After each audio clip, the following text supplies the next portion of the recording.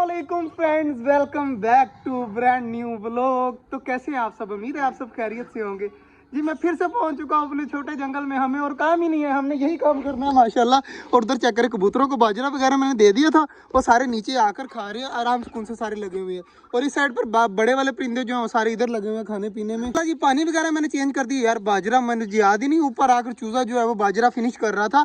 हमारी बाकी चीज़ों का बाजरा है यार, साइड पे जल्दी जल्दी ये बाजरा रखते हैं अंदर ताकि हमारे परिंदे वगैरह खा लें।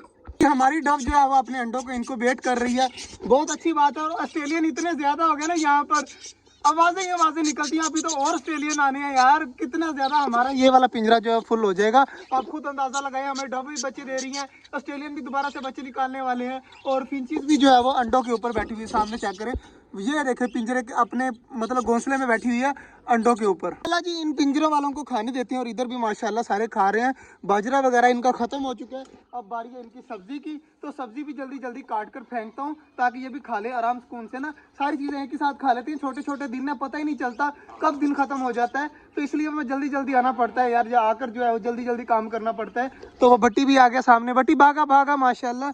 भट्टी से जो है ना वो सिर्फ हमारे मोर से डरता है, डक से भी बिल्कुल भी नहीं डरता, क्योंकि डक जो है वो इसको पहचान चुकी हैं। लेकिन मोर जो है ना इसके पीछे पीछे चेक करें, जैसे ये आएगा ना तो हमारा मोर इसके पीछे पीछे रहेगा।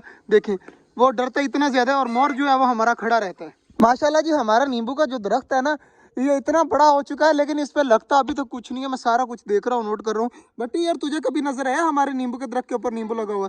यार अभी तक कभी नहीं लगा, लेकिन पिछले साल लगा था, उससे पिछले साल बहुत ज्यादा लगे थे, लेकिन इस साल जो है वो बिल्कुल भी नहीं लगे। आप यकीन माने कि मैंने 5-6 आदमियों को घर में अचार डालने के लिए नींबू दिए थे, इतने ज्यादा नींबू लगे हुए थे। तो इस बार पता नहीं क्या हो रहा है। और माशाल्लाह हमारी यूनिफॉल आगे से देखें, टांगे वगैरह कितनी स्पीड से हलाती है। तो इंशाल्लाह ये बहुत जल्द जो है ना वो ठीक हो जाएगी और बहुत ज्यादा उम्मीद है। और ये मुर्गी के काम चेक करें, 1 मिनट, हमारी मुर्गी के काम चेक करें किस तरह अंदर की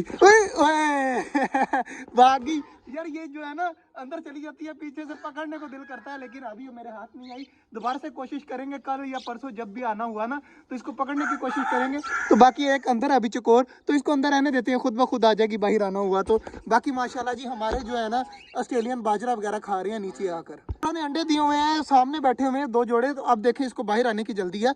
तो हमारे 2 कबूतरों के जोड़े ने भी अंडे दिए हुए हैं, वो भी बच्चे निकालेंगे। इधर से हमारी डव निकालेगी, हमारी ऑस्ट्रेलियन की 2 जोड़ियां निकालेंगी। सामने फीमेल बैठी हुई है ना, इसने भी अंडे दिए हुए हैं। और सामने फिंचीज के भी मेरे ख्याल से 2 जोड़ों ने अंडे दिए हुए हैं।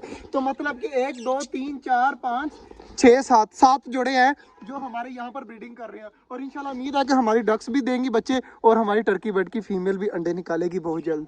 मुझे क्या लगता है कि ऑस्ट्रेलियन इस बार कितने बच्चे देंगे? पिछली बार तो दोनों ने, एक ने 1 दिया था, एक ने 2 दिए थे। इस बार कितने होंगे पता है तुझे कुछ?